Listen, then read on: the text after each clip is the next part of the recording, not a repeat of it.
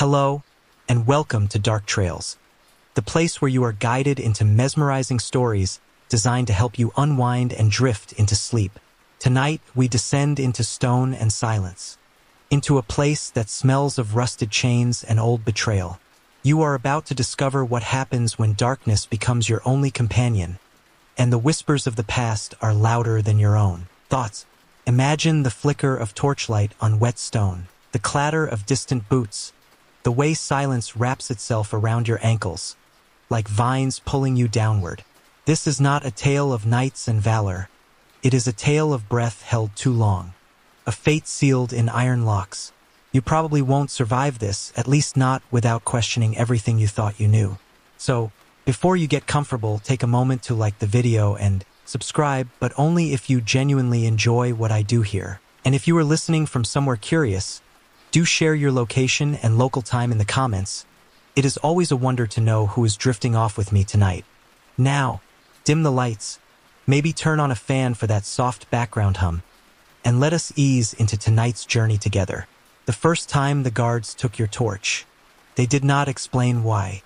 Maybe it was a new policy, or maybe they just liked seeing you stumble into the dark like a moth looking for a moon. Either way, they handed you a rusted bowl and a heel of bread harder than your boot.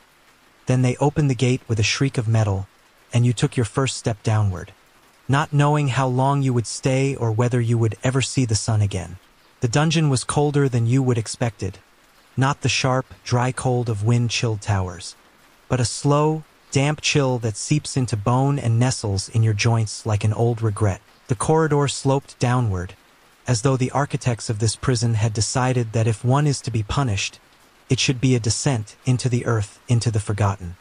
The torchlight from the guard faded as the iron bars shut behind you. 1, 2, 3 locks. A ritual, almost.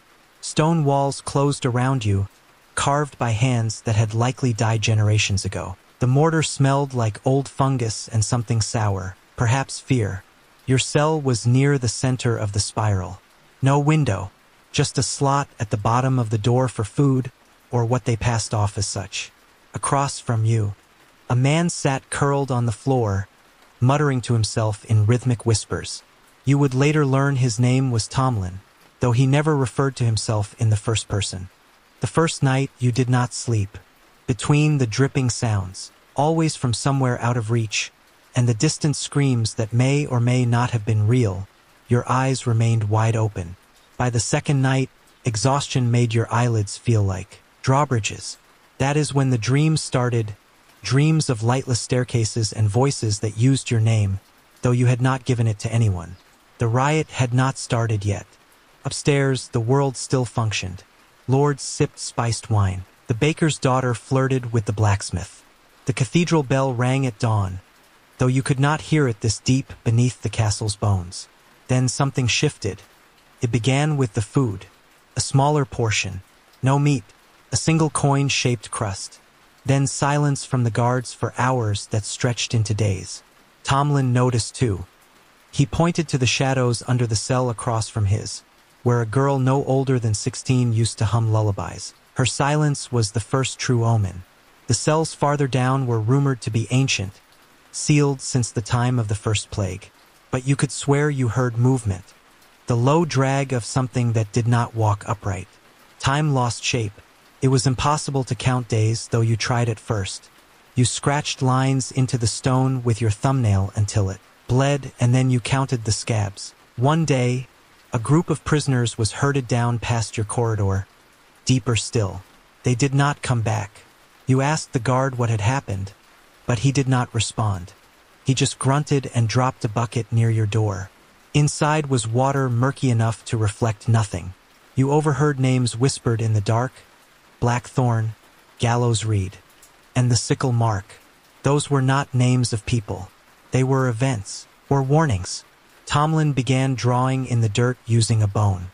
He claimed it was his own, taken during a surgery he never consented to. When you questioned him, he smiled and said, "Even stones keep records. Bones are just older quills." You did not sleep much after that. One morning, though the concept of morning had no meaning anymore, you heard something new. Not a scream, not the shuffle of rats. Voices, raised. then steel, and then silence. The kind that comes right after a bell breaks. Your cell door rattled. Not enough to open, but enough to hint it was not locked right. That was the moment the riot began. Above you, the castle stirred like an old animal awakened by fire. Shouts echoed. Footsteps thundered. But below, here in the dungeon, everything remained still. For now, Tomlin pressed his lips to the floor and whispered, "Storm's comin'. And this time it is not stopping upstairs." You almost laughed. But then the air shifted like the pressure before a storm, and the torches outside your cell flickered. And just like that, the castle above you caught fire. It started with a groan, not yours, not Tomlin's, but the dungeon itself, as if it resented being shaken from its long slumber. The stone beneath you trembled so slightly it could have been your own, pulse misfiring. But then came the second groan, longer, hungrier, like the exhale of some ancient creature that had not breathed in centuries. You sat upright not because you wanted to, but because your body understood something your mind had not caught up with yet. Change had arrived, and it had not knocked. Chains clinked further down the corridor, not from punishment, but from movement, from men and women who had long forgotten what hope tasted like, suddenly rising to their feet. Tomlin did not speak. He pressed his ear to the wall, one palm against the floor. "It is spreading," he whispered, his eyes wide. "It is in the stone." You might have laughed, if the sound of iron bending like wax had not followed. A cell door somewhere behind yours had just buckled under pressure from something strong, maybe man, maybe more. The prisoner 2 cells to your left began laughing uncontrollably, which was the worst sound yet. That laugh did not belong to someone liberated. It belonged to someone who'd been waiting for this exact moment. "We told them," he cackled. "We told them what would happen if they forgot the pact." No one responded, which was somehow more unsettling. Then came the unmistakable sound of keys hitting stone, a loud clang, sharp, intentional, like someone had thrown them down not to help you, but to test what you would do. You crawled to the bars and peered through the flickering dark. The keys lay just out of reach, catching the torchlight shimmering like gold.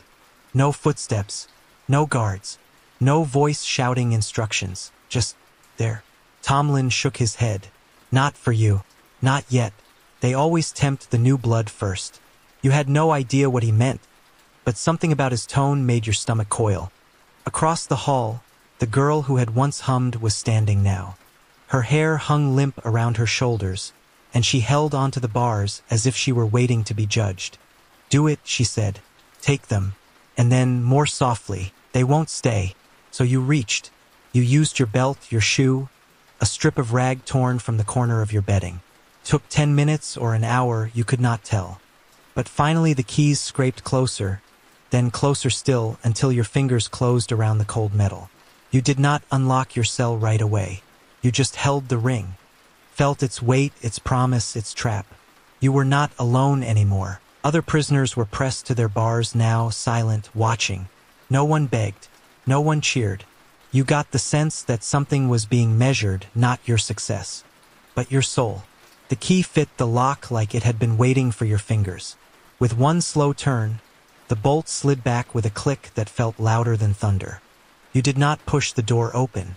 It did that on its own, as if the dungeon had approved. You stepped out, expecting chaos, but the corridor met you with silence. Tomlin stayed inside. "Not my door," he said. "I have already walked that path." You wanted to ask what that meant, but the girl across the hall spoke first.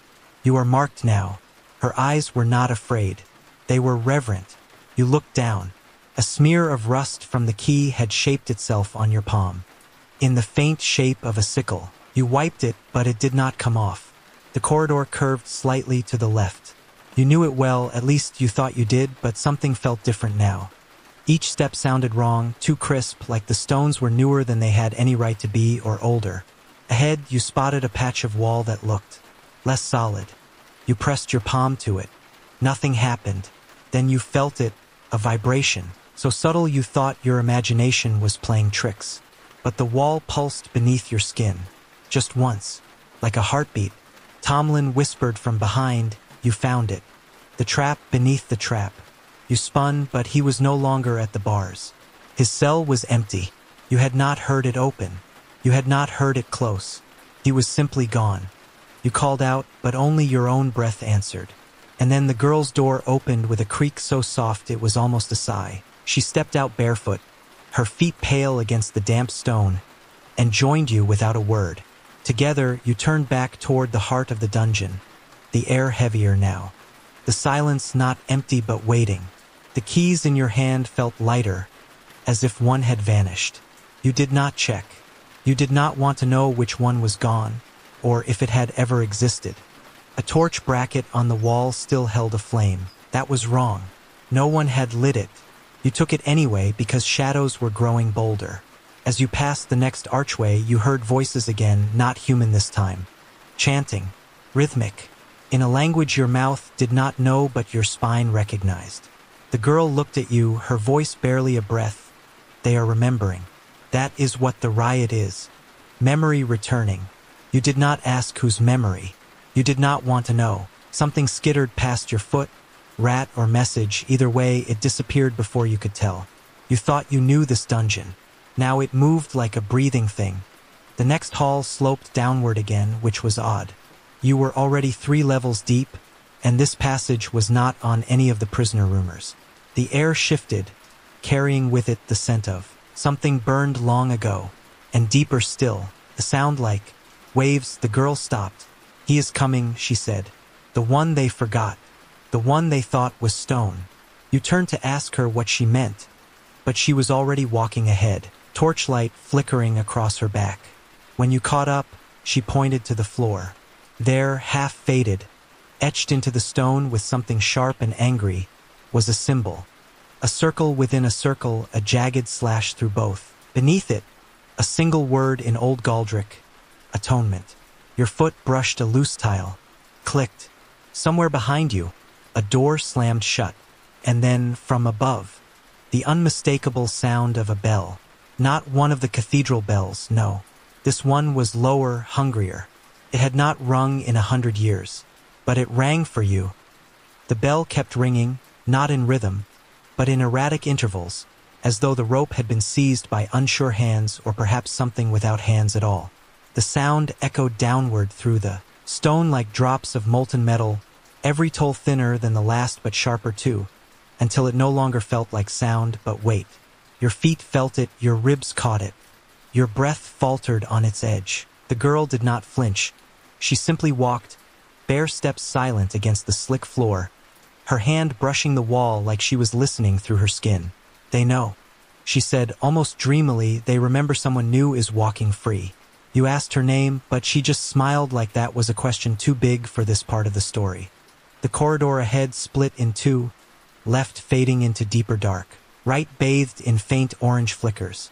She turned toward the flame. You hesitated. That light did not belong here. Torches had not been replaced in months, maybe years.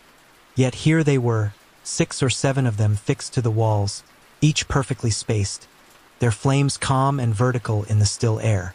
You moved carefully, wary of the quiet. It was too complete.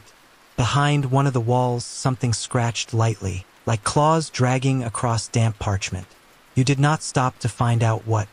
The corridor led to a larger chamber, one you would never seen and had never heard anyone speak of. It was round, low-ceilinged, with a domed roof lined with runes you did not recognize. There were no cells here, only benches, rusted chains embedded in the stone. And in the center, a raised stone slab where a loaf of bread lay perfectly intact. That alone was unnatural. Even fresh bread did not look that untouched. It sat there with the presence of something sacred, or cursed. The girl stopped walking. This is where they start watching, she whispered. Not the guards. The others. You frowned, but she only tilted her head toward the archway behind you. 3 prisoners stood there, one old, with wild white hair and a crooked back, one tall and lean, eyes like wet coal, one whose face was veiled in what looked like sackcloth, stitched where a mouth should be. You had not heard them approach. They said nothing. The girl gave you a look, gentle but urgent, and stepped back toward the arch. You need to take it, she said. The bread, you asked. No, she said, the choice. The others did not move. Not yet. The tall one's fingers twitched slightly, but that was all. You approached the slab. The bread smelled wrong. Not foul, not moldy, just wrong. Like sweetness pulled from a memory you never lived. You touched it. Soft. Still warm. That made no sense. The moment your fingers lifted it, the chains embedded in the floor twitched, not like a trap triggering, but like muscles tightening. A low groan filled the chamber, a breathless sound made by things that do not use lungs. Behind you, the tall prisoner began to speak, not in words, but tones. His voice sounded like distant hooves, thunder muffled through fog, and then actual words formed, as if drawn reluctantly from beneath layers of time. The bread of the chosen, or the bait of the doomed, you turned to ask what that meant. But the girl was gone. Only her footprints remained in the dew-soft dust. You stared at the bread, then at the others. Why me, you asked. The stitched mouth figure tilted their head, and you thought, just briefly, you saw their chest rise with silent laughter. The old one stepped forward. Because you noticed, he said, his voice like crumbling mortar. Most eat it without question. Most never even ask if it was left for them. You looked again. The slab had changed. No longer simple stone, it now bore carvings. 5 names, yours among them, though the last letter was missing. The others watched, waiting, not for violence, not for verdict, for ritual. You set the bread down. The air shifted. Something unseen exhaled. The torches dimmed. Then the old man nodded. Good, he said. Not ready. Not ruined. You may pass.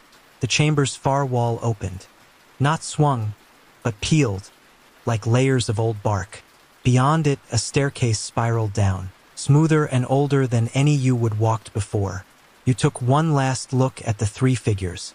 The tall one saluted. The veiled one bowed. The old one had already turned away. As you stepped into the stairwell, the wall sealed shut behind you with a soft, wet sigh. It was darker now. The torch you carried did not go out, but the light it gave off seemed reluctant, hugging close to the flame, not wanting to reveal too much. The staircase ended after 100 or 1,000 steps. Again, time had no manners here. You emerged into a narrow passage lined with alcoves, each containing a statue carved from identical black stone. All of them bore your face.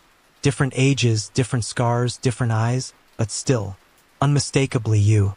You stopped breathing for a moment. Then you laughed.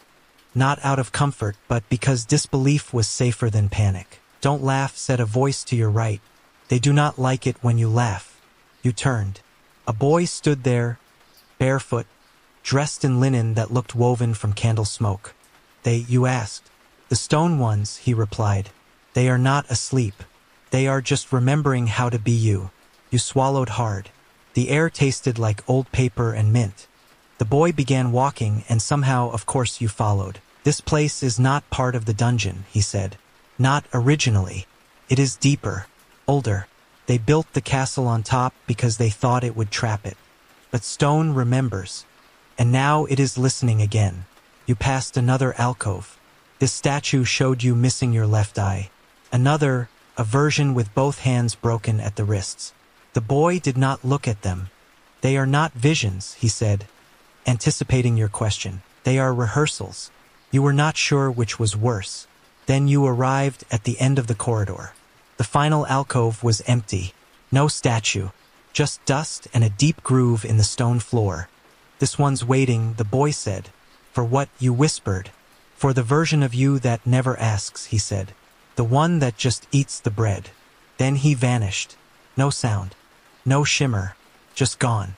You stepped forward and saw something in the dust. A handprint, same size as yours, pressed so deeply it had cracked the stone. Above it, scratched into the wall, a word in a language your mouth did not know, but your bones did. Echo. You did not touch it. You backed away. The corridor dimmed again. The light retreated further into your torch. A sound like distant chanting rose from somewhere below. And somewhere behind you, the bell began to ring once more. Slower now, heavier, like it knew your name.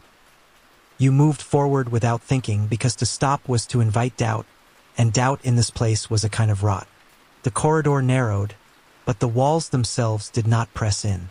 It was the shadows that grew tighter, curling around the torchlight as if reluctant to let you see too far ahead. The chanting had stopped, replaced by a different sound. One you could not place at first, not steps, not metal, but a steady rhythm like teeth grinding against slate. Then, as you rounded a bend, you saw them, prisoners not behind bars, but standing perfectly still on either side of the path. Dozens of them, maybe more, their eyes closed, lips sealed, and each one held a bowl in their hands, filled with what looked like ash. You slowed. They did not move. The girl was still gone, and the boy had vanished long ago. Yet somehow you did not feel alone. You looked at the bowls as you passed, and noticed something strange. Each prisoner had etched a symbol into the rim of their bowl. And though some were different, many shared a single image, a sickle carved through a crow. You remembered the words Tomlin had muttered about a prophecy, and suddenly it did not seem like madness anymore. One prisoner's eyelids fluttered as you passed, and he spoke in a rasp too dry to carry across the room. It begins again. Then silence. You did not dare respond. Instead, you kept moving, passing rows of these still sentinels until the corridor opened into another chamber, this one lined with columns carved into the shapes of hooded figures. At the far end was a door, metal, large, and adorned with sigils you could not read but instinctively feared. To the right of the door, sitting cross-legged, was a man with no arms. His eyes were closed. As you approached, he spoke without opening them. You have come further than most. You said nothing. The bread you did not eat, he continued, marked you. Not many refused the first offering. That alone is a kind of rebellion. You asked what lay beyond the door, but he smiled faintly and said, that depends on which version of you opens it. You looked back at the corridor, but the path behind had sealed again. Smooth wall, no crack, no joint. Only forward. The man gestured with his chin to a stone slot near the base of the door. The torch, he said. It is not yours anymore. You hesitated. It was your only light. But as if in answer, the flame flickered and dimmed. You placed it into the slot, and the door began to hum. Not loudly, but with a frequency that made your teeth ache. Then it slid open, not fast, not slow, just inevitable. Beyond was darkness again, but thicker, almost solid. You stepped through. The moment you entered, the door sealed behind you, and the air changed, warmer now, filled with the scent of earth and ink. A new hallway stretched out before you, its walls covered in murals. These were not faded like others you would pass. They were alive with color, freshly painted or preserved by something more than time. You moved slowly, each mural depicting a story, a riot, a rebellion, a betrayal. At first, they seemed disconnected. Then you noticed something horrifying. Each scene had a figure, sometimes in shadow, sometimes clear, but always wearing your face. Different hair, different age, but still you. One scene showed you raising a mob against a king. Another stabbing someone in a throne room. Another chained to a wall, smiling as the world burned beyond the bars. The hallway turned sharply. At the corner, a plaque in a tongue you could not read but somehow understood. All threads returned to the spool. You exhaled slowly, but your breath came back cold. The next chamber was not empty. A table stood in the center, and on it, 6 items, each placed with reverent care. A rusted dagger, a crown made of what looked like bone, a broken mask, a vial of dark liquid, a folded parchment sealed in wax, and a single coin marked with the same sickle and crow you had seen before. You did not touch any of them. A voice spoke again, not from a body, but from the stone itself. One is yours. One is your undoing. Choose. You asked, what happens if I do not? The stone replied. Then I'll choose for you. Your hand moved of its own accord, hovering over the mask, then the coin, then the parchment. Finally, your fingers closed on the vial. The moment you lifted it, the rest of the items vanished in a soft whoosh of air, like dreams dispelled at sunrise. You uncorked it. No scent, no vapor, just black liquid, thick and slow. You did not drink it. Not yet. The chamber shifted. The walls drew back, revealing rows upon rows of skeletons, each seated on a throne of rusted iron, each with a crown missing a single point. They watched you with empty sockets. The voice returned, they too chose. You asked, what did they choose? The reply came like a whisper curling around your neck. Their reflections. Then silence. A doorway opened. You passed through without a word. The next corridor led upward, which was wrong. You were deep beneath the foundations. Yet the air felt fresher now, almost cold in a mountain kind of way. Light glowed ahead. Not torchlight, but blue, soft, pulsing like a heartbeat. You stepped into a round room with a high ceiling. In the center was a pedestal holding a mirror. Not large, but tall enough to reflect you fully. You saw yourself holding the vial, but nothing else. No wounds, no dirt, no ash. Clean, almost regal.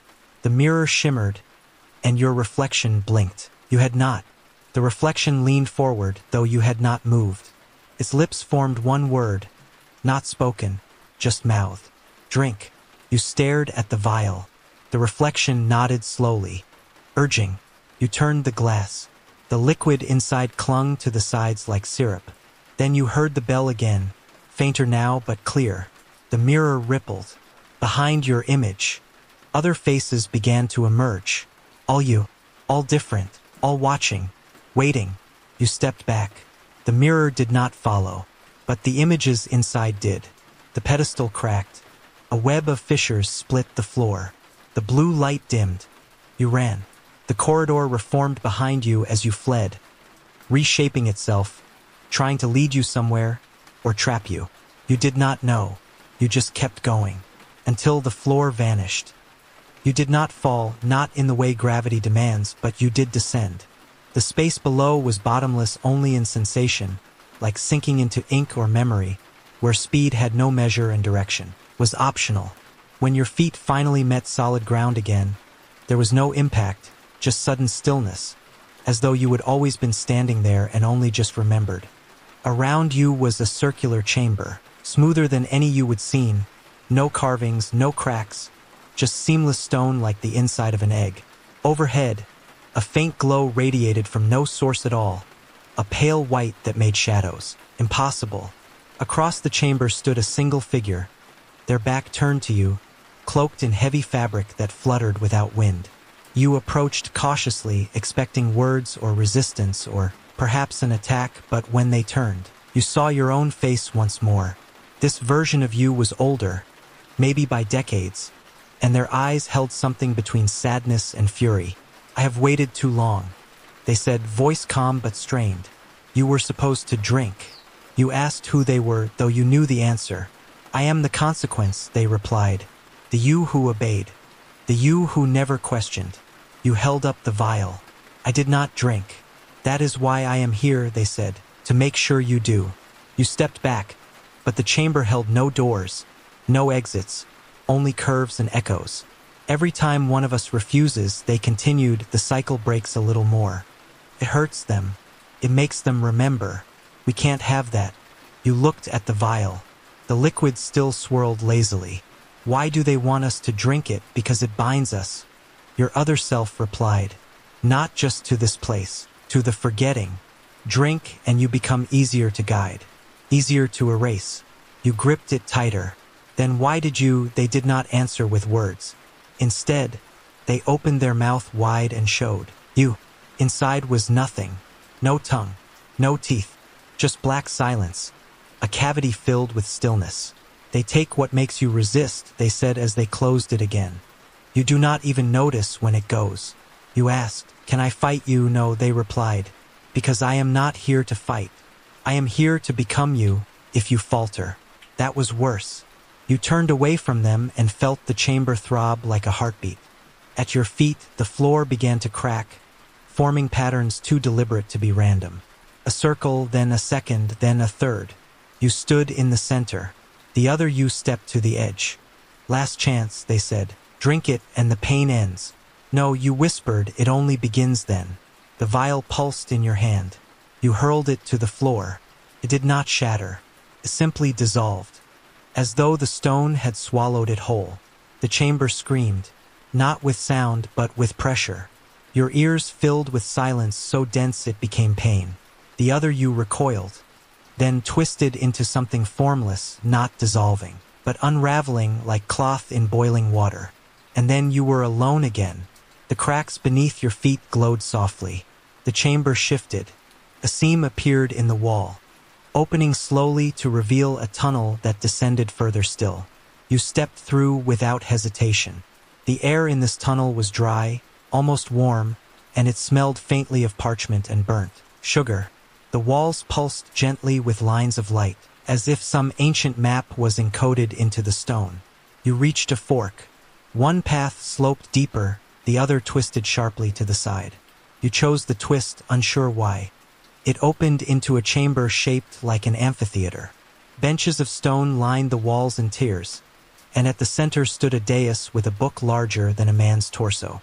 Pages turned on their own, slow, deliberate, as though time itself was reading aloud. You descended into the space and approached the book. The closer you got, the more your body protested. Not pain, not fear, but reluctance, as if every cell inside you wanted to turn back. You forced yourself closer. The pages were filled with names, tens of thousands. You searched for yours.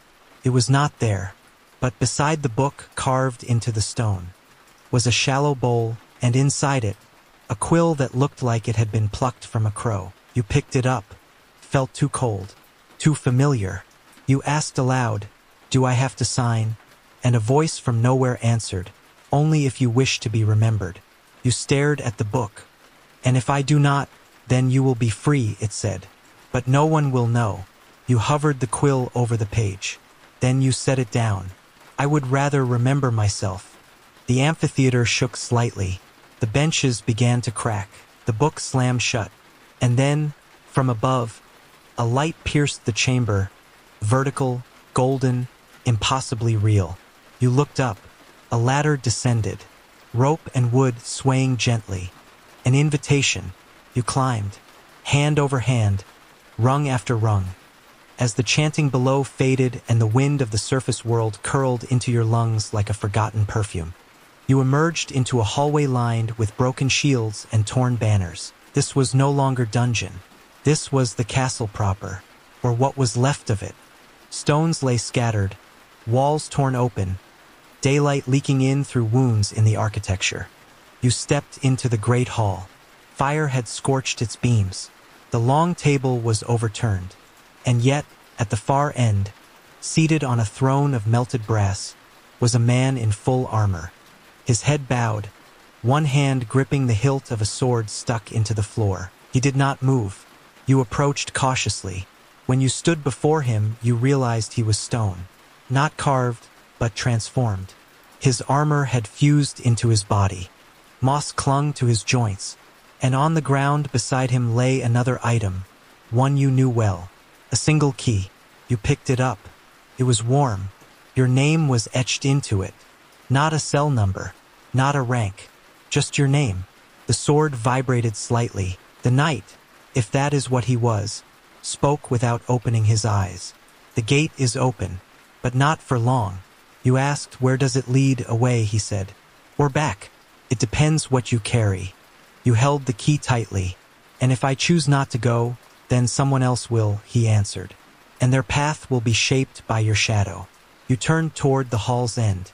There, a great archway once sealed by iron bars now stood ajar, sunlight spilling across the floor. You walked toward it, slowly, with everything behind you still pulsing in the walls. You reached the threshold and placed your hand on the stone. It was warm, real. The air beyond smelled like pine. And freedom. You stepped through. Outside, the air did not feel like air should. It was not sharp or fresh or cleansing. It was thick with stillness, as though the world had paused to watch you emerge. The trees stood too still.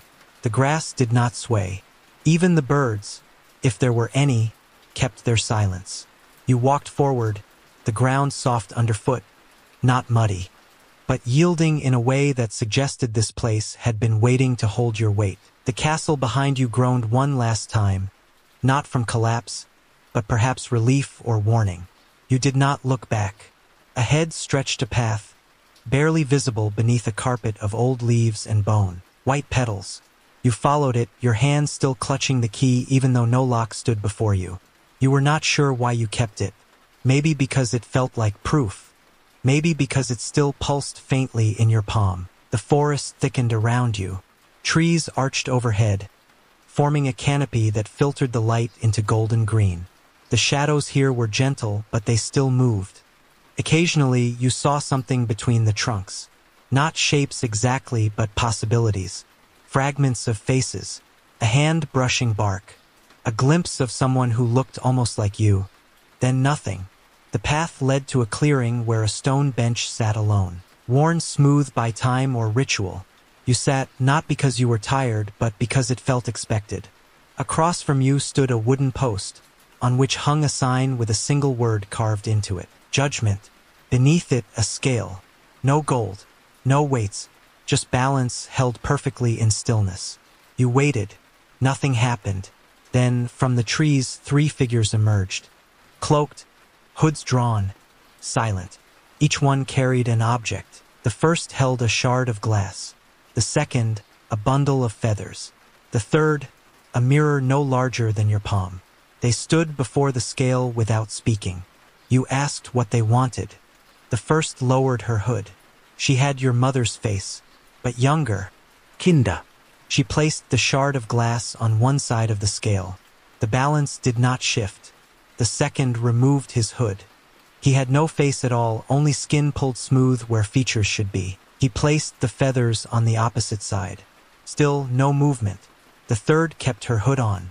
She raised the mirror and held it out to you. It showed nothing. No reflection. Just gray. You took it anyway. The moment your hand closed around it, the scale tipped. Just slightly, but it moved. The hooded figures stepped back into the trees without a word. You looked down at the mirror. Slowly an image appeared, not of you now, of you, seated on a stone slab in the dungeon, holding a loaf of bread and smiling. You dropped the mirror. It did not break. It simply sank into the earth like water swallowing. Ink. The path ahead shimmered. Another fork. One side lined with broken weapons, rusted and tangled like roots. The other, lined with paper, maps, scrolls, torn pages floating on windless air. You chose the paper. Your feet crunched softly on parchment. Each step sent script scattering, ink rising like dust. Snippets of language curled around your ears, fragments of names. Laws, oath. Some pages stuck to your boots, others peeled away and dissolved. The path narrowed again. At its end stood a tower, twisted, leaning slightly, windows dark. A rope hung from a window at the top, frayed but strong. You entered the base. Inside, candles burned on their own, dozens of them, floating at head height, each one casting shadows that danced in reverse, darker near the flame. A staircase wound upward. As you climbed, the steps changed beneath your feet. Wood, then bone, then stone, then bone again. At the top, the room was empty save for a single chair facing the window. In it sat a man draped in silk, eyes blindfolded, lips stitched shut with thread that shimmered. Around his neck hung a key identical to yours. When he heard your steps, he turned his head. "I have heard your name," he said, even though his mouth never moved. "You carry the echo." You asked him why the key still pulsed. "Because the door still listens," he replied. "But it may no longer open." You told him you would left the dungeon. "Did you?" he said. "Or did the dungeon follow?" You reached for the rope hanging from the window. He did not stop you. But as you pulled it, a bell rang again. This time close. This time clear. The sound cracked something in your memory, a detail you would missed. The first time it rang, back in the cell, it was not a warning. It was a call. You turned from the window. The man in the chair had vanished. In his place sat a bundle of parchment. The top sheet bore your name, but written backward. The script shimmered, alive. You reached out, but before you could touch it, the window exploded with light. Not fire, not magic, just pure white sun, more real than anything you had seen in days. You stepped into it. There was no ground beneath, no sky above, just light, and the sound of chains unraveling. You opened your eyes not in the tower, but back in the amphitheater. Seated before the great book. The quill was in your hand, the page blank. The book waited, not pressuring, just offering. You stood, dropped the quill, walked away. This time no voice stopped you, no wall closed. The way was open, and when you emerged into the corridor, something followed behind you. A shadow, a rhythm, a presence that did not belong to you but knew your steps better than you did. You did not turn. The corridor stretched ahead, then upward, and somewhere far above, the bell began to toll again. But this time it was not calling you. It was calling something else. The stairs that followed were not built for legs. Each step was uneven, too tall or too shallow, carved into the rock like they would been made by accident rather than design. You climbed anyway, one hand against the wall for balance, your other still holding the key, though it no longer pulsed. It felt heavier now, like a burden remembered. The air changed with every step, thinner, colder, but also cleaner, like something sacred lay above, or something long buried that should not have been touched. After what could have been hours, the stairway ended at a narrow landing where a low archway led into a round chamber. You ducked inside and immediately felt the shift, like stepping into a story already in progress. The walls were lined with shelves, and on those shelves were hundreds of items. Some ordinary, some impossible. A shoe made of glass, still warm. A feather with fire flickering along its spine. A cracked compass spinning in place without stopping. At the center of the room was a table with 6 chairs, and in 5 of them sat figures wearing masks. Each mask was different, some simple wood, others bone, one seemingly carved from a single piece of amethyst. The 6th chair was empty. They did not speak, but one gestured for you to sit. You did.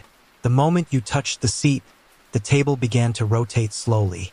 In the center, a bowl rose, carved from black stone, filled with water so still it reflected nothing. One of the masked figures reached into the bowl and withdrew a stone tablet, then slid it in front of you. Etched into it was a word. Witness. You stared at it, waiting for explanation, but none came. Another mask lifted a hand, and from their palm a flame rose, blue and cold. You were not chosen, they said in unison, voices layered and hollow. You were observed. You asked why. Because you listened. The tablet changed. The word shifted from witness to conduit. The bowl began to ripple. Images formed in the surface. Your cell. The slab. The amphitheater. Each one flickering like old memories trying to stay relevant. The masked figures stood. The amethyst mask removed theirs first. Beneath it was a face you knew. Yours again, but older, tired, smiling. They all removed their masks. All of them were you. Different versions. Choices made and unmade. Possibilities lived and lost. One bore a scar across both eyes. One had a crown. One had no mouth. They did not speak again. They did not need to. You understood now. This place. This tower, the dungeon, the entire spiral of stone and shadow, it was all a mirror, each level a version of yourself made manifest. And the riot, it was not about rebellion. It was memory trying to put itself back together. The room shimmered, the masks dissolved, and then you were alone again, seated at an empty table in a room that no longer spun. The key in your hand crumbled to ash. The door behind you opened. You passed through it without fear. It led to another corridor, but this one was clean, bright, the walls covered in murals again, but now they showed you walking forward. Always forward, through storm and ruin, through silence and song. Each image carried a name beneath it, not yours, but roles. The keeper, the breaker, the echo, the flame. At the end of the corridor was a mirror, but this one was not made of glass. It was made of water, hanging in mid-air, rippling gently. You touched it. It did not resist. You passed through. The other side was a room with no walls, just stars. A dome of night above. No moon. Only constellations that moved like thoughts drifting across a half-sleeping mind. In the center floated a platform. Upon it, a single object. A helmet, simple, metal, with a single slit for vision. You approached it and heard the wind whisper, "Do not put it on." You asked why. The wind answered because it remembers too much. But the helmet pulsed with light. You touched it. Visions struck instantly. A battlefield. A boy you had forgotten. A promise made in a forgotten tongue. Then nothing. You pulled your hand away. The helmet darkened. A door appeared in the stars. It was wooden. Ordinary. Marked with carvings that looked like fingerprints burned into oak. You stepped through. And you were back in the dungeon. Not the same cell. A different one. Brighter. Fresher. As if newly built. A bowl of clear water sat beside the door. You drank. Tasted like memory. On the wall, someone had scratched a question how many times you did not answer. Because you did not know. Footsteps echoed from the corridor. Not heavy. Not urgent. Calm. Ritualistic. The girl returned. The one who never gave her name. She held something wrapped in cloth. You lost this, she said. She handed you a feather. Not burning this time. Just still. They are ready. She added. But not yet. For what, you asked? For the bell to stop ringing, she said. That is when the real riot begins. You followed her out. The halls were no longer shifting. They waited. You passed the cell where Tomlin once sat. It was empty, but scratched into the stone in bone-white letters were 3 words. Keep going anyway. You did. The stairs no longer wound downward. They rose, and far above. The sound of the bell faded, but something deeper replaced it. A sound not of metal, but of breath. The dungeon exhaled. The breath of the dungeon was not warm like a beast, nor cold like the grave. It was neutral, steady. The exhale of something ancient that neither loved nor hated you. Only acknowledged that you were present. As you climbed the stairs, each step seemed easier than the last, not because your body was stronger, but because gravity itself had grown indifferent. The walls grew smoother, the air brighter. You emerged into a chamber you had not seen before, but which felt deeply familiar, like a memory planted in reverse. The walls were circular again, but layered with carvings.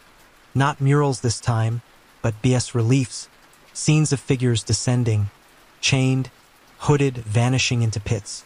Others ascending, changed, bearing new symbols crowned not with gold, but with flame, bone, or silence. In the center of the room was a shaft that plunged into darkness, so deep the torchlight did not even pretend to reach. Around its edge, a ring of symbols, each one glowing faintly, as if pulsing in time with your breath. You leaned over and listened. There was sound below, movement, but not walking, dragging, crawling. You took a step back. A voice spoke behind you. Some things do not stay buried, not because they are strong, but because we forget to finish the burial. You turned. A woman stood there, tall, her eyes covered with a red cloth, her hands stained with ink. Are you the jailer, you asked? She laughed softly. No one down here was ever the jailer. That is the first lie. We are all inmates, just some of us were handed keys and forgot they were not crowns. You asked what the pit was. She pointed toward the shaft. That is where the old gods sleep. Or dream, or remember, or rot. Depends who you ask. Are they waking? They never sleep all the way. But yes, something stirred them. Probably the bell. I did not ring it. Doesn't matter. You were near when it tolled. That is enough. You approached the pit again. A tremor ran up your spine. Not from fear, but recognition. Something down there had said your name once. The woman walked to a section of the wall and pressed her palm against a relief of a kneeling figure with fire coming out of their mouth. The stone shifted. Passage opened. Come, she said. You need to see the bones. The passage led downward again, but this time it felt different, like the descent was into thought. Not space. You passed doors sealed with wax, windows that showed other cells, other prisoners, each frozen in different stages of action, weeping, raging, laughing, sleeping. One window showed you, seated calmly, smiling faintly, holding the coin you never picked up. The woman did not speak as you walked. The hall narrowed, then widened into a cavern lined with ossuaries. Bones stacked neatly, skulls marked with symbols, femurs tied together with cords of red twine. This is where they keep the memory, she said. Not in books, In marrow. Whose bones? Yours. Mine. Theirs. Versions that chose differently. Versions that broke. You passed a skull with your own features, cleanly cracked. A word was carved into its forehead. Regret. You did not stop. At the far end of the ossuary, a set of stairs rose again. At the top was a door unlike any you would seen. Not wood, not metal, just light held together in the shape of a frame. This is the only way out, she said. But you will have to trade. Trade what? A piece of yourself. Something true. Not something you made. Something you have never told. You hesitated. Then you said quietly, I wanted to stay in the cell. I was afraid of what freedom might make me become. The door pulsed once, then opened. On the other side was a field. Real grass, real sky, sunlight that did not flicker. You stepped out. The woman did not follow. You turned to look back, but the doorway had already folded into nothing.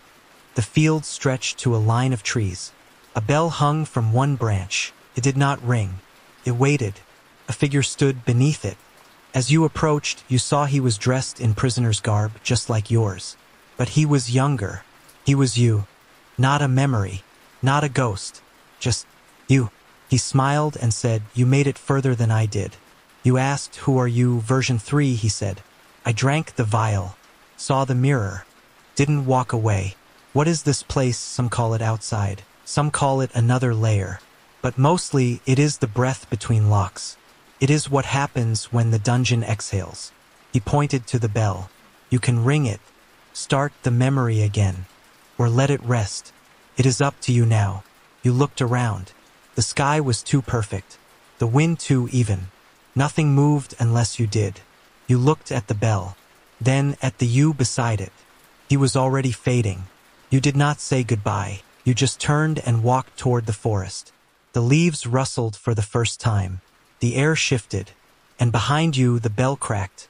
Not loudly, just enough to say, this story remembers itself.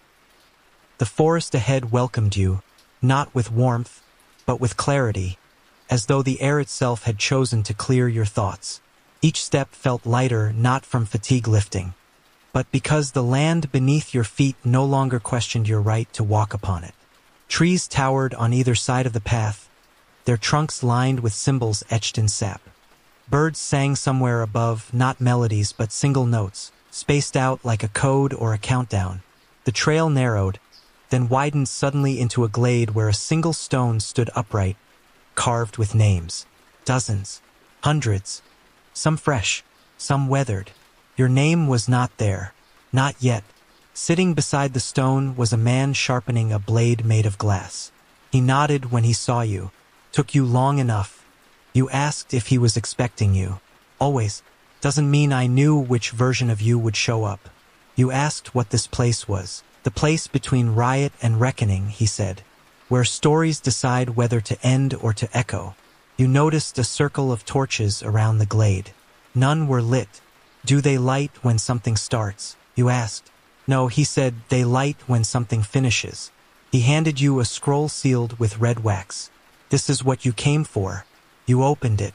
Inside, a map. Not of the dungeon. Not of the forest. A map of your choices. Paths you took. Ones you did not. Places where you turned left instead of right. People you met. Words you spoke. And one spot that glowed faintly. Pulsing like a heartbeat. What is that? You asked. That is where the next gate opens, he said. But only if you survive what waits at the edge. The edge of what he stood. The memory. He walked away without another word, disappearing into trees that bent to let him pass. You followed the path the scroll marked. As you walked, the forest changed. The trees grew closer, the wind heavier, and the birdsong fell silent. Eventually you reached a wall. Not stone, not wood, a wall of silence, rising into the sky, stretching out forever in both directions. At its base was a door shaped like an arch but made of black glass. No handle, no hinges, just a keyhole. You reached into your pocket, but the key had crumbled earlier. Or had it? Now it was back. Cold, sharp-edged. You inserted it. The door opened, not outward, not inward, It dissolved. You stepped through. On the other side was the dungeon again, but different, empty, still, as though you had returned before it was ever filled. The torches on the wall burned without fuel. The cells were pristine, the doors open. In the center of the chamber stood a fountain. Water flowed upward from it, defying gravity, shimmering silver blue. Around its base were objects: a loaf of bread, a feather, a mask, a shard of mirror, a child's toy, all familiar. You approached the fountain. A voice spoke from the water itself. "Why did you come back?" You answered without thinking. "To see if I had left." The water rippled. "And have you?" "I do not know," you whispered. "Then drink," the voice said. You cupped your hands and brought the water to your lips. Tasted like forgotten laughter. The room shifted. The objects disappeared. The cells darkened. And then, in the far corner, someone coughed. You turned. A prisoner sat there, chained but smiling. It was you again, or someone who might become you. "Did you make it?" he asked. "Far enough," you said. He held out a stone. You took it. It was smooth, warm, etched with a word you did not recognize but understood. Truth. The walls of the dungeon trembled, not with collapse but awakening. Light poured in from cracks in the ceiling. Real light. Morning. The riot above had ended. Or maybe it had not begun yet. You walked toward the light. The prisoner watched you go. "Don't forget," he said. "That is how they win." You climbed the stairs. Again. But this time, they led upward truly. No tricks. No detours. Just ascent. At the top, a door stood open. Not a cell. A gate. Beyond it, people moved. Ordinary people. Talking. Laughing. Living. No one noticed you at first. Then a child pointed. "Who is that?" A man looked up. His face shifted. He knew you, or thought he did. He raised a hand. "You made it out," he said. "We did not think you would." "I almost did not," you replied. He smiled. "None of us do." The others began to gather. Faces familiar and not. All with eyes that had seen too much and survived it. They led you to a circle of stones, where a fire burned without fuel. Each person placed something beside the flame. A coin, a ribbon, a page torn from a book. You had nothing to give, or so you thought, but your hand reached into your pocket and pulled out the feather. Still whole, still waiting. You placed it beside the fire. It caught light, but did not burn. It glowed. "You are ready," the man said. "For what?" "To remember out loud." And so you spoke, told your story, from the cell to the bell, from the bread to the mirror, from the girl to the mask to the dungeon that breathed your name. And they listened, not because it was rare, but because it was theirs too. When you finished, the fire dimmed, not extinguished, just satisfied. The wind picked up, carrying your words, into the trees, into the towers, into the stones. The dungeon was no longer underground. It lived in the memory now, of everyone who had passed through it, and everyone who still might. You stayed by the fire longer than you expected, not because you were tired, but because something in you knew that once you left the circle of stones, something would shift forever. The others drifted away slowly, back to whatever places they called safety, leaving you alone beneath the early light. The feather beside the fire still glowed faintly. No longer an object, now more like a symbol or a memory made visible. You rose without prompting. The wind carried a new scent, not smoke or soil, but parchment, ink, old wax, and the edge of candlelight. You followed it, through a line of low trees and across a shallow stream where the water whispered names that had not been spoken aloud in generations. On the other side, the land grew flatter.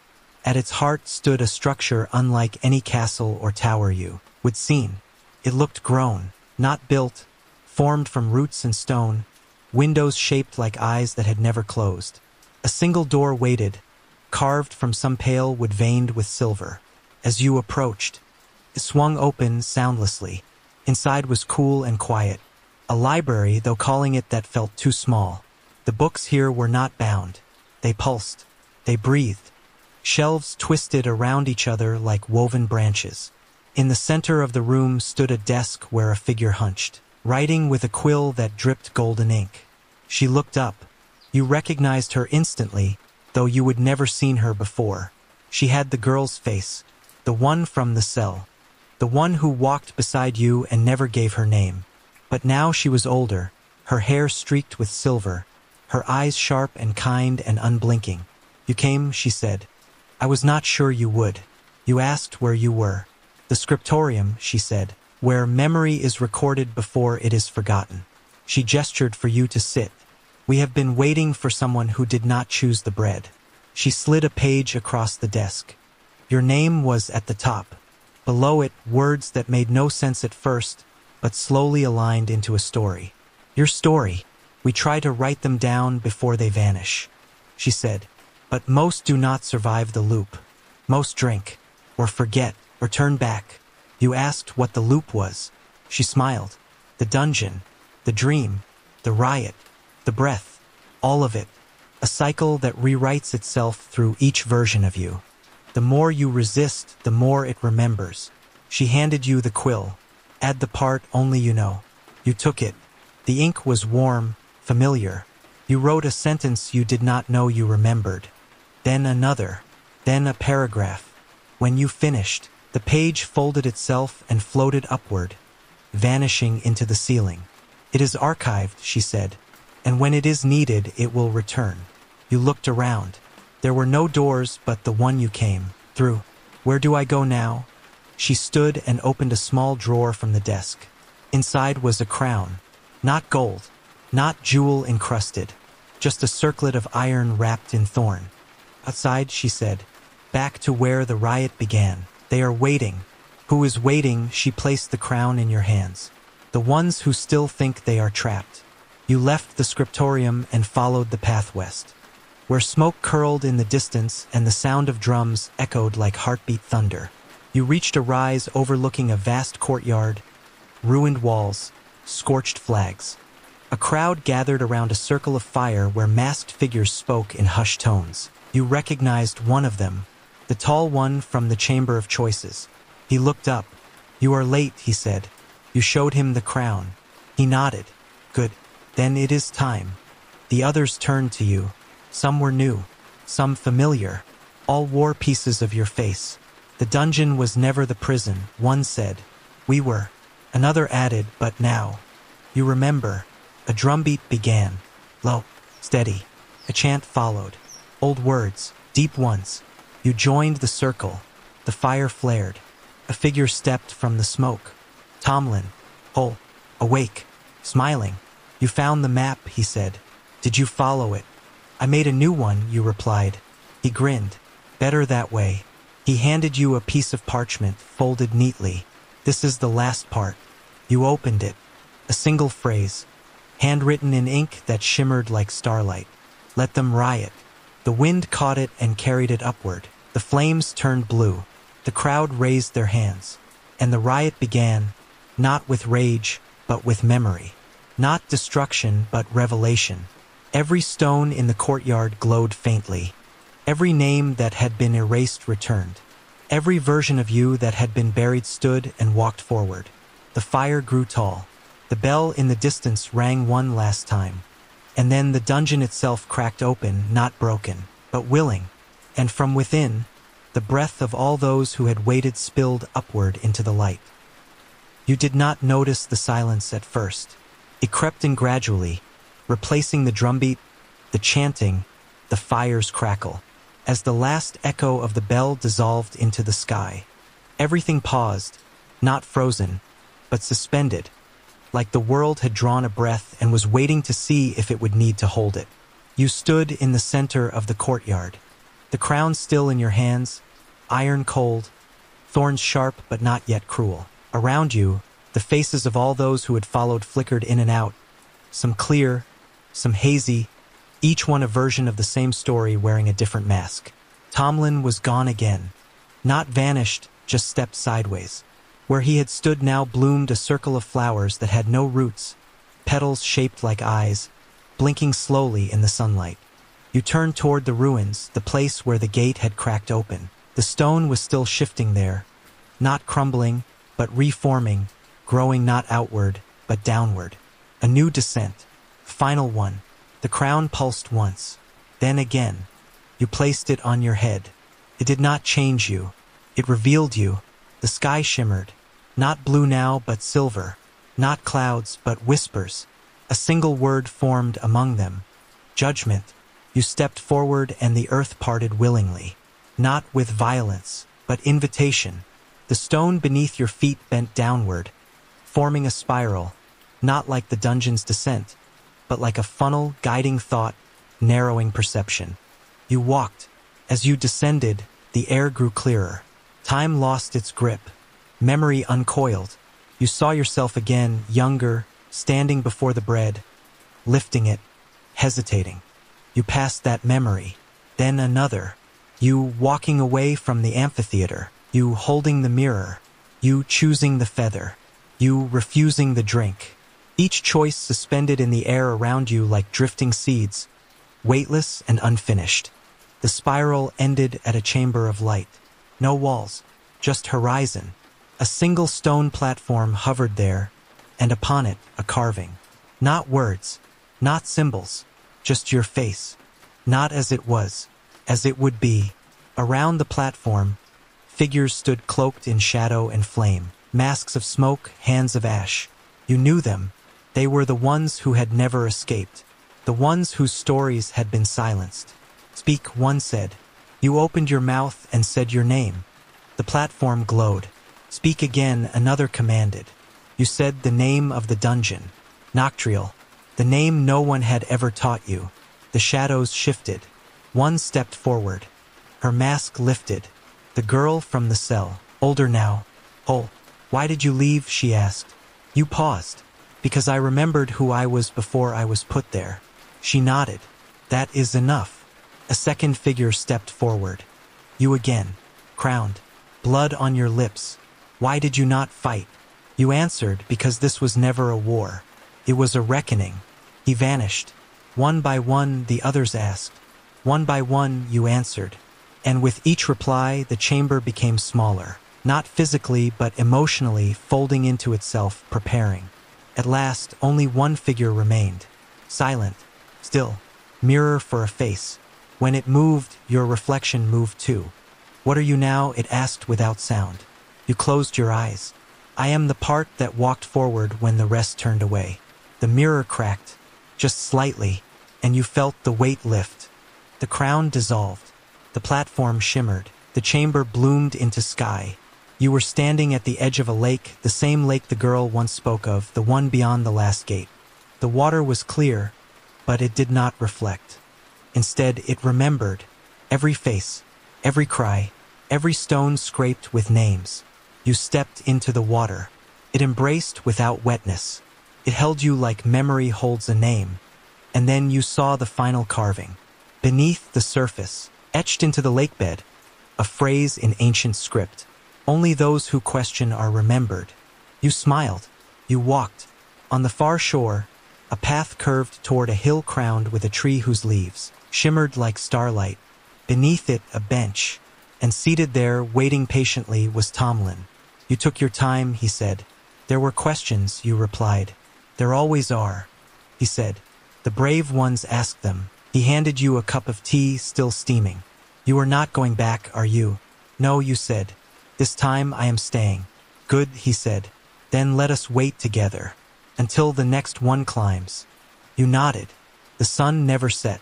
The lake never stilled. The dungeon slept. The sun above the lake never moved. Yet time passed. You felt it not in the sky but in yourself. A loosening of thoughts. A settling of the breath. A quiet that had nothing to do with silence and everything to do with peace. Tomlin dozed beside you, cup still warm in his hands. The feather you once carried now tucked into the bark of the tree like a forgotten page. You knew this moment could not last forever, even if part of you wanted it to. The lake, still and remembering, began to shimmer. Its surface broke without ripples, forming an image, not a reflection, a message. In the water you saw the dungeon again, but it was different, not darker, not brighter, but quieter, as if holding its breath. You leaned closer. The image grew. You saw corridors rearranging themselves, cells sealing, then unsealing, and beneath it all a heartbeat. Not yours, not human. Stone learning to breathe again. You turned to Tomlin. His eyes were open now, watching the lake with an expression that was neither fear nor awe, just understanding. He spoke without moving. It is waking, but not for you. You asked what that meant. There is another, he said. Someone else just asked their first question. And Noctrial is listening. You stood slowly. Then it begins again. No, he replied. Then it branches. You looked to the forest behind you. A new path had appeared, one not carved by feet but suggested by the leaning of trees and the shifting of light. You followed it. The path curved gently, lined with lanterns that flickered without fire. Along the way you saw signs, not warnings, not instructions, stories, etched into stone and leaf in dozens of languages, some made of breath, others of silence. All told versions of you. You at the gate, you in the mirror, you holding the vial, you refusing the crown. Each one began with the same line. This is not the first time. Eventually the path opened into a clearing where a great stone lay flat on the earth. It was smooth, polished, and entirely blank. A figure stood beside it, robed in gray, holding a single tool, a chisel. They handed it to you. It must be carved, they said. Not for you, for them. Who, you asked. The next, they replied. You knelt by the stone. The chisel felt heavy at first, then warm. You carved, slowly, thoughtfully. Not a name, not an ending, just the beginning of a question. The stone responded with a soft pulse. The robed figure nodded. They will see it when they arrive, and they will know they are not the first to wonder. You asked what happens now. The figure said, now you watch. Now you wait. You walked back to the bench beneath the tree. Tomlin had gone, but in his place sat a younger boy, eyes wide with unasked questions. You smiled at him. He did not speak, but his presence was familiar. You handed him the chisel. He clutched it like a promise. The lake glowed again. You turned to look. A new image appeared. Not the dungeon this time. A village, small, unassuming, but beneath it tunnels, not yet discovered. You watched as someone, a girl with dark eyes and restless hands, lifted a stone and found a staircase beneath her home. She hesitated, then descended. The water stilled. The moment passed. You whispered, let her find her own path. The wind agreed. You stood. Above you, a bell rang once. Not from the dungeon, from the tree itself. Its branches trembled and a single fruit dropped. You caught it. It was round, golden, and etched with the same spiral as the amphitheater floor. You bit into it, tasted like choices. The boy on the bench watched you carefully, then nodded, as if something unspoken had passed between you. He walked toward the path. The lanterns lit as he moved. The world turned, not with urgency, but with rhythm. You sat once more beneath the tree and let yourself rest, not because you were tired, but because this time the story could go on without you. The world beneath the tree faded not into darkness but into stillness, a kind of gentle pause that suggested nothing more than space being made for what came next. When you opened your eyes again, the light had changed. The air was denser, not heavier but richer, like walking into a memory preserved in amber. The bench was gone. The boy was gone. The lake had vanished too. In their place stretched a corridor made of candlelight and breath. You recognized the curve of it, not from memory but from dream. You walked. The walls were lined with masks, dozens, hundreds, each one different, yet each one held something familiar. The same brow line, the same tilt of curiosity or caution. Your face, in all its possibilities. A whisper stirred the air. It did not say a word. It offered a feeling. Someone else had arrived. Somewhere deeper in the layers, another had asked the forbidden question. And so the dungeon stirred. You continued down the corridor until it opened into a chamber flooded with silence. Not emptiness, but purpose. At the center stood a circle of stone, and inside it, 3 figures in plague masks. Each mask was shaped differently, one like a beak, one like a deer's skull, and one smooth as porcelain. They did not move. They waited. A 4th mask rested on a pedestal. Black wood, eyes painted shut. A voice, cold and precise, spoke from everywhere and nowhere. Step into your trial. You stepped into the circle. The moment your foot crossed the line, the figures came to life. Not walking, sliding, gliding. The porcelain mask spoke first. Who do you say you are? You answered. I am the one who walked forward. The deer mask tilted its head. What did you leave behind? Everything that chained me. The beaked mask leaned in. And what do you fear still waits for you? You hesitated. Then said, a version of myself who forgets this. The masks turned toward each other. The porcelain voice declared, words consistent. The deer replied, intent clear. The beaked one hissed softly, but scars unfinished. The 4th mask lifted from the pedestal on its own. It hovered before you, then lowered gently over your face. Fit perfectly. Your vision shifted. You no longer saw the figures. You saw memories, scenes, echoes. The cell, the bread, the girl, the feather, the man with no arms, the amphitheater, the book, the mirror, the lake, the tree. But now new images bled through. A door that never opened, a key never found, a voice that called your name in reverse. You saw yourself refusing the riot. You saw yourself leading it. You saw yourself locking the gate. You saw yourself walking past a crying child in the corridor. Every version, every choice, the mask tightened, the air trembled, the room collapsed and reformed. You were back in the dungeon, but it was no longer a prison. It was a theater. You stood alone on a stage. A single bell sat on a pedestal in the center. An audience of shadows surrounded you. One by one, they leaned forward. You rang the bell. Once, the echoes spun upward. The audience leaned back. One shadow stood, spoke. Why did you do it? Because the loop had to break. And what did it cost? Every version that did not get here. The shadow dissolved. Another stood. What do you offer us now? Not answers, you said, but the question.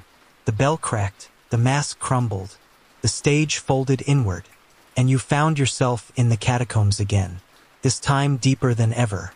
Walls lined with stone tablets. On each one, a single phrase. I did not ask. I forgot. I followed. I looked away. The final tablet bore your own inscription. I remembered. You stepped past them. The catacombs opened into a wide chamber. In its center stood a throne made of books, burned ones, erased ones, unwritten ones. A figure sat upon it. You could not see their face, only their hands, black with ink, holding a scroll that pulsed with heat. Do you know what this is? They asked. A record, you replied. A sentence, they corrected. One not yet spoken aloud. You stepped forward. They handed it to you. The parchment was blank. You looked up. I do not understand. That is the point, they said. You are the first to write it. You held the scroll. You hesitated. Then you wrote one word. Begin. The figure nodded and vanished. The books turned to feathers. The throne crumbled. You stood alone in the chamber. But you were not afraid, because now the story was yours to tell. And the dungeon, that ancient spiral of remembering and forgetting, had finally listened.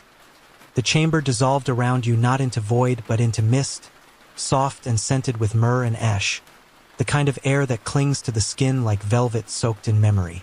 You did not fall this time. You did not rise. You floated in thought, in recollection, in the weightlessness between purpose and release. Then, gradually, the world reformed around you. Not the dungeon, not the forest, the tower, one you would never seen but somehow knew. Its bricks were made of names, stacked not by mortar but by meaning. And at the very top, a bell that had not rung for 100 years. You stood at the base, the wind circling, quiet, patient, as though the very stones were holding their breath. You climbed. Each stair bore a word. Some you recognized, others felt like they belonged to someone else. Ascent did not hurt this time. It revealed. Your heartbeat slowed to the rhythm of the climb. Step, word, step, memory, step, self. At the summit, you pushed open a heavy door. The bell stood in the center of the chamber, tarnished and cracked, vines curling around its base. But beside it sat a man, very old, very still, eyes closed, hands folded. On his lap lay a book bound in chains, and across its cover, one word. Echo. You spoke. Is it time? His eyes opened. Soft, sad, knowing. It always is, he said. You stepped toward the bell. It was massive up close. Taller than you. Wider than a doorway. You reached for the rope. He did not stop you, but he asked, do you understand what it calls? Not yet, you answered. Then be sure, he whispered, because once it rings, the walls forget how to hold. You placed your hand on the rope. It was dry, cold, real. You pulled. Once. The sound did not thunder. It did not shatter. It seeped. Downward. Inward. Through stone and soil and scar. Through old halls and older memories. The dungeon heard it. The cells trembled. The chains rustled. The names carved into walls glowed faintly. Below, far below, someone looked up. A girl. Not the same one, but one like her. Sitting alone in the dark. Humming softly to herself. She smiled when she heard it. Above, the man with the book stood slowly. The chains unwrapped. The book opened. Pages flipped without fingers. You watched. Your story written there. But not finished. You are not the last, he said. I never wanted to be. You replied. He placed a hand on your shoulder. Then listen closely. The bell rang again. This time it pulled. Not you. Not your body. But something older. Something lodged deep in the foundation of your being. The part that had waited lifetimes to be seen. You closed your eyes. And you saw them. All of them. Faces you would warn. Voices you would buried. Roads you never took. Regrets turned into echoes. And through them all, the dungeon, breathing, remembering, becoming. It is awake, the old man said. And now it will begin to speak. You opened your eyes. The sky outside the tower shimmered. A second sun had appeared. Smaller, paler, watching. Is that new, you asked? No, he said. It is just no longer hiding. You left the tower. The stairs behind you crumbled gently. Not destruction, completion. Outside, the landscape had changed. Trees grew backward, their roots blooming into leaves. Rivers flowed toward mountains. The wind carried voices that had not yet been born.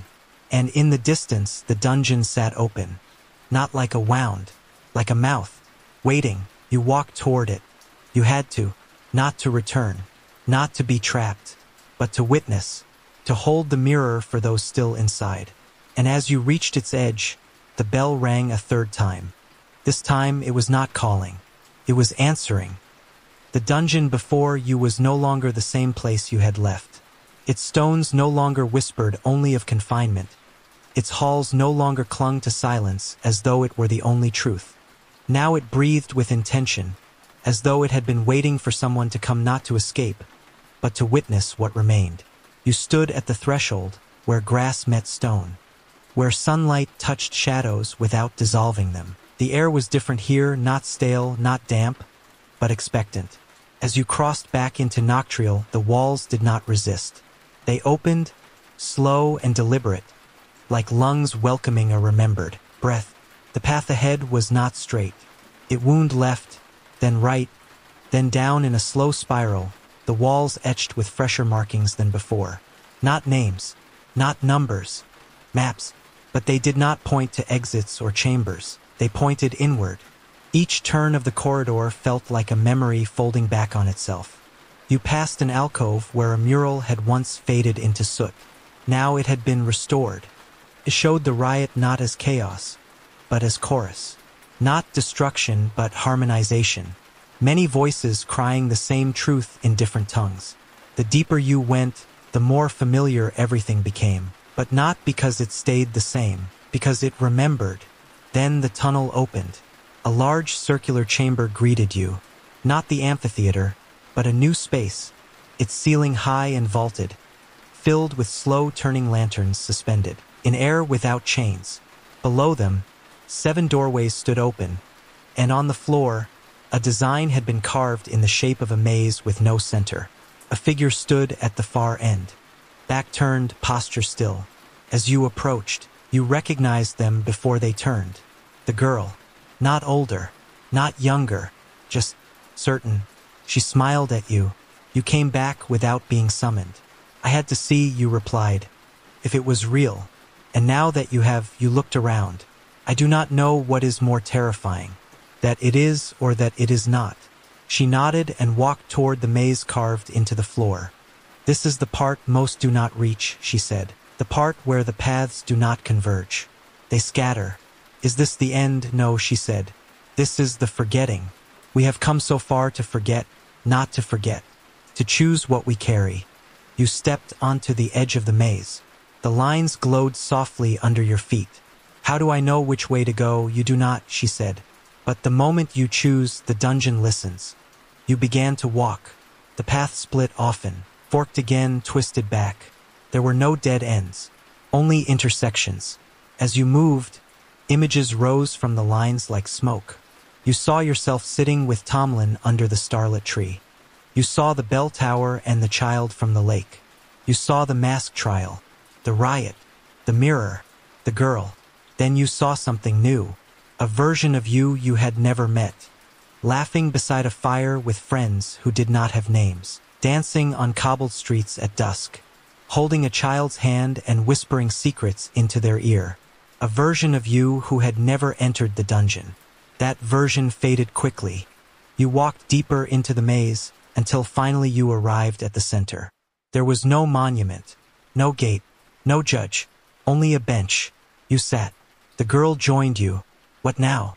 You asked. Now you give something back. You looked down. In your hand was the feather, still unburnt, still waiting. She opened a small glass box and held it out. You placed the feather inside. It shimmered, then vanished. That is your last memory of not knowing, she said.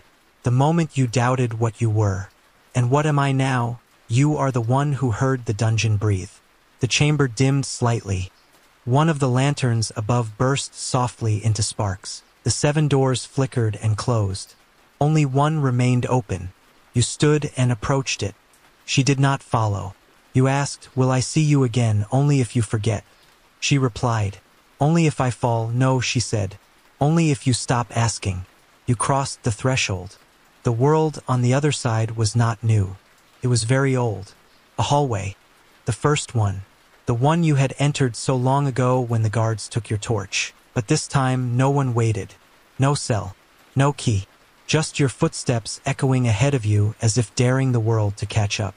You walked forward, not to escape, not to return, but to become what the walls had been trying to remember. Not a prisoner, not a prophet, but a possibility. The hallway ahead felt longer than it should, not in distance, but in time, each step stretching seconds into moments that folded in on themselves. You kept walking, guided not by light or markings, but by a pull you could not name, something stitched beneath your ribs, humming softly like the last string of an old instrument still in tune. Eventually, the stone beneath your feet shifted. It was not louder, just more deliberate. The walls changed too, from smooth to rough, from etched to eroded, as if you were moving backward through the memory of the dungeon itself. At the end of the corridor, a door waited, not locked, not guarded, just patient. You opened it. The room beyond was cold, not from temperature but from something deeper, a stillness that had shape. The walls were covered in faded banners, symbols you did not recognize but instinctively mistrusted. At the center stood a circle made of rusted chains embedded in the floor, and within it, a seat. Not a throne, not a chair, place. It was waiting for you. You stepped inside. As you did, the door behind you vanished. The room dimmed. Then, from the shadows, figures emerged. Hooded, silent. They did not speak. They did not need to. You were here for judgment, but not from them. From the room. From yourself. One of the figures handed you a box. Small. Wooden. carved with the same sickle and crow you had seen so many times. You opened it. Inside was rot, not flesh, not decay, but the kind of rot that clings to truth. Old guilt, forgotten promises, words you never said when they were needed most. Trial by rot, a voice declared. You turned. The girl had returned. She stood outside the circle, watching. "It is not punishment," she said softly. "It is preservation. What you shed here does not die. It becomes part of the stone. What if I have nothing left to give? Then the stone will know." You knelt, opened your hands. One by one, pieces of your journey appeared. The bread you never ate, the mask you wore, the mirror, the feather, the vial. You placed them inside the box. It accepted each one without question. When you were done, the chains in the floor glowed faintly, then snapped, not with violence, with release. The box vanished. The room brightened. The hooded figures turned away and walked into the walls. The girl nodded. "You are lighter now." "Am I free?" you asked. "Not yet," she said. "But you are no longer carrying someone else's sentence." She stepped aside and a staircase revealed itself, descending once more. "You know what is next," she said. You did. You descended. Not quickly, not afraid. The stairs took you deeper than you had ever gone. Past the cells, past the bones, past the stories. You reached a cavern unlike any other. Massive, hollowed from bedrock itself. And in its center stood a single crown. Hollow, floating inches above a pedestal made, not of stone but of sound. You approached. The closer you got, the clearer you heard it. Voices, not loud, not many, just one. Yours, saying everything you would forgotten, every apology, every regret, every truth you whispered when no one listened. The crown shimmered. "Take it," the sound said, "not to wear, to return." You reached out. It was lighter than it looked. You lifted it and the pedestal dissolved. The cavern shook slightly.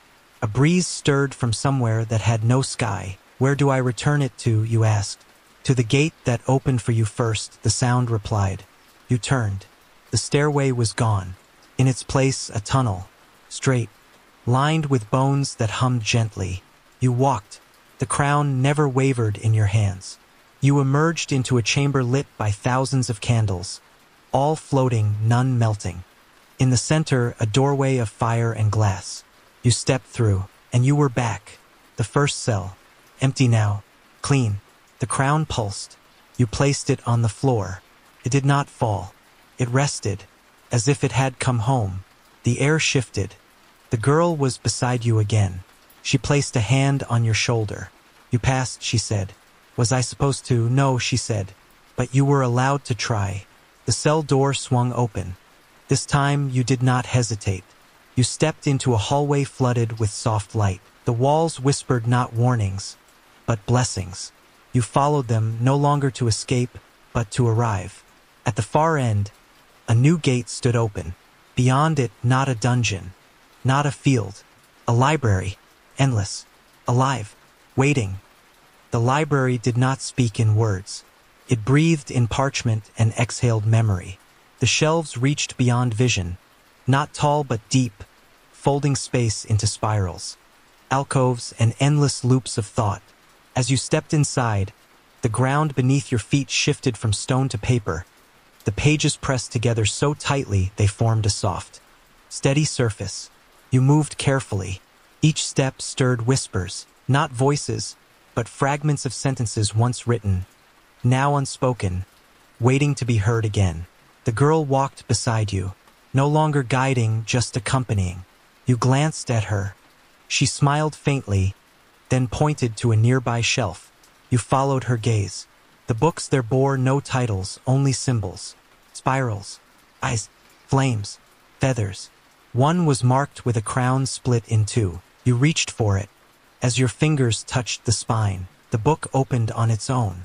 The pages turned, not fast, not slow, rhythmically. On one page you saw yourself as a child, another a prisoner, another a speaker, another a question. Each page a version, each chapter a choice. But the last page was blank. You closed the book, returned it. You asked the girl, is there a way out? She looked at you, not with confusion, but with gentleness. You are already out. Now you decide if you want to stay in. You walked on. The shelves bent around you like willows in windless air. Occasionally, a candle flickered to life without cause, revealing fragments of other lives. A woman whispering to bones. A boy drawing a map on his own shadow. A man placing a mirror into a well. All versions of the same echo. You paused at a stone desk. Upon it lay a small hollow crown. Not regal, not heavy, just waiting. You picked it up. It shimmered faintly. The girl nodded. You found it. What is it? The one no one took. But because it has no promise. Only memory. You held it gently, pulsed once, then dimmed. You carried it as you walked. Ahead, the shelves parted. A circle opened at the heart of the library, and there stood the throne. Not made of gold or books, but of glass. Hollow, reflective. In its seat, a figure slumped, face hidden beneath a hood. As you approached, the girl stepped back. This is where I leave you, she said. I have walked this far before, but only you can finish it. You nodded. She faded, not vanished, just stepped back into the shelves. You turned to the throne. The figure raised its head. It was you.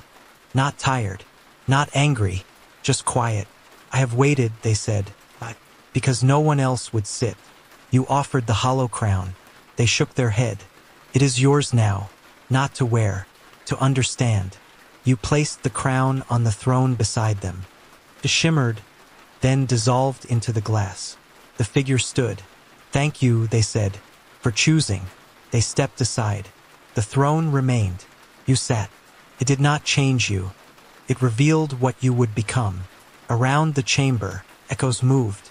Quiet steps. Familiar breaths. Those who had come before. Those who might come after. Then a bell rang. Not the same. Higher. Softer. A whisper of metal on time. The library responded. The pages turned faster. The candles flickered taller. A door opened behind the throne. You stood, walked through it, and into the crypt, a room with no ceiling. Walls covered in murals too old to explain. In the center, a pedestal, and upon it, the crown you would once left behind. Now glowing, whole, the hollow crown you whispered, and it answered, not hollow, waiting. You touched it. Images filled your mind. A girl at the gates, a riot in slow motion, a dungeon reshaping itself, a mask held aloft in trembling hands. Then silence, then breath, then understanding. You placed the crown on your head. It did not change you, it became you. Around you the murals shimmered. One showed you walking away, another standing before a closed gate, a third holding a torch whose flame was shaped like a question. Then all of them folded inward and vanished. You stood alone in the crypt, but not lonely, whole, remembered, awake. You stood in the crypt longer than you meant to, not because you were lost, but because the space itself had no intention of moving until you were ready. The air was still, not stale, just patient, holding the warmth of your presence as if trying to memorize it. Then, as though summoned by your decision alone, a soft breeze stirred from the mural wall. It did not howl or hiss. It exhaled. The stone ahead began to shift, not open, recede. A hallway formed from the mural itself, the painted arches becoming real, the shadows rising into shape. You stepped forward. The crown on your head no longer pulsed, but it stayed warm, a presence more than an object. The passage was narrow and winding, each turn brushing you past carvings of eyes and mouths and hands etched into the walls. None of them hostile, all of them waiting. The deeper you moved, the more you began to hear the rhythm again. Breath, stone, pulse, a heartbeat not your own but strangely familiar. The passage widened into a round antechamber. It was darker here, the light softer, less insistent. In the center stood a single slab with a figure lying upon it, covered in a shroud, still, not sleeping, not lifeless, preserved. As you approached, the heartbeat grew clearer, But it did not come from the body. It came from beneath the floor, deep beneath, where the foundations of the dungeon met something older than stone. The figure rose slowly. Without sound, the shroud fell away. It was you, but not like before. Not a version, not an echo. This was the you that never left the first cell. The one who accepted, the one who obeyed. Eyes opened, calm, knowing. You came back, they said. Not for you, you replied. But because of you, you saw what I did not. I had to. The figure nodded. Then we are whole. You reached out, touched their forehead, and they vanished. Not in light, in silence. A warmth passed through your hand and settled into your chest. The slab cracked. The heartbeat paused. Then continued. The walls of the antechamber shuddered. Gently, like lungs testing air after sleep, the murals that formed this place began to move again. Not physically, emotionally. They shifted their tone. Where once there was tragedy, now there was purpose. Where once there was silence, now there was pause. You turned and found a new door waiting. Open. Beyond it, a staircase not of stone, but of light. You climbed. Not quickly, not with urgency, with rhythm. At the top, you emerged into a chamber filled with statues. Dozens of them, each carved from a different stone. Obsidian, marble, bone, salt. Every statue wore a different face. Some yours, some strangers, some half-finished. You walked between them. Some whispered as you passed. Others bowed. In the center of the room was a mirror, tall, framed in silver, covered in dust. You wiped it clean, but you saw nothing. No reflection, no echo, just the room behind you. Then, slowly, your reflection appeared. But not just yours. Dozens layered into one. The mask, the child, the prisoner, the judge, the one who asked, the one who remembered, the one who stood still. They faded into each other like ripples, until only you remained, present, clear. The mirror cracked gently, not broken, released. A voice behind you said, "Now you choose what remains." You turned. The girl stood again, her eyes now uncovered. They glowed faintly with the color of dawn. "You have carried all of it," she said, "but you do not have to carry it forever." "Then who will?" You asked. "The walls," she said. "The stone. The breath. It remembers now. You do not have to." You stepped away from the mirror. The statues bowed their heads. The room darkened, then relit itself with soft golden glow. She opened a doorway. "This is not exit," she said. "This is return. To the world, to the moment before you entered. Will I forget? Only if you choose to. And if I do not, then you will remember with your hands. Your eyes, your breath, your presence." You stood in the doorway. The dungeon behind you stirred. Not closing, not calling, just waiting. You stepped through, and the light accepted you. The light did not blind you. It wrapped around your shoulders like something old and gentle. A warmth not of sun, but of something deeper, something earned. When it faded, you were standing in a room you knew, yet did not recognize. Stone walls, low ceiling, a single window carved in the shape of a keyhole. You looked through it. Outside was a courtyard overgrown, with moss and wildflowers, the remains of a fountain cracked through the middle. You remembered this place. It was the outer ring of the keep, the place prisoners were sent once they were forgotten, a space between punishment and release. But now it was quiet, alive. The air tasted of early spring and charcoal ink. You stepped away from the window. The room held no door, but there was a desk. Upon it, a single sheet of parchment and a quill, already dipped in ink. You did not sit. You simply walked to it and wrote. No hesitation, no doubt. You did not write a letter. You did not write a confession. You wrote a memory, the kind that never truly belonged to you, but one you were entrusted to carry. When you finished, the ink shimmered once, then dried.